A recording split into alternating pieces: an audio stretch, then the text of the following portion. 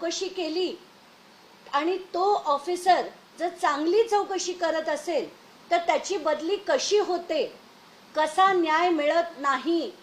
जर तुम्ही अजित पवारांच्या जवळचे असाल, जर तुम्ही एकनाथ शिंदेंच्या जवळचे असाल तर तुमच्यावर कारवाई होणार नाही आणि कारवाई करू असं आश्वासन विरोधी पक्षात असताना देवेंद्र फडणवीसांनी दिलं होतं या परिवाराला। तर आता हा मुद्दा काय हा जर आपण समजून घेऊया।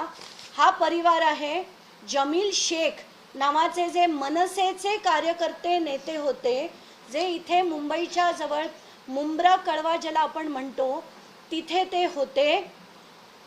त्यांचं मनसेचं काम करत असताना त्यांचा संबंध बऱ्याच लोकांशी होता।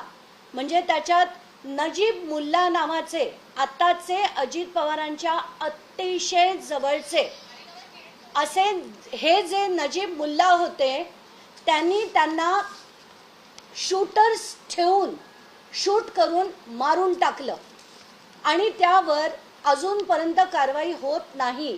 तर हे प्रकरण काय बघा। जमील शेख जसं मी म्हटलं, या त्यांच्या मिसेस ही त्यांची मुलगी, यांना 2014 मध्ये त्यांच्यावर पहिला अटॅक झाला। तो अटॅक असा झाला की त्यांच्या डोळ्यात मिरचीची पावडर टाकली गेली आणि त्यांना सांगितलं गेलं की तू नजीब मुल्ला विरुद्ध लढू नकोस, लढलास तर तुझी खैर नाही, अशी त्यांना धमकी दिली। हा नजीब मुल्ला अल तय्यब नावाचा त्याचा प्रोजेक्ट आहे, ड्रीम प्रोजेक्ट आहे ठाण्याचा।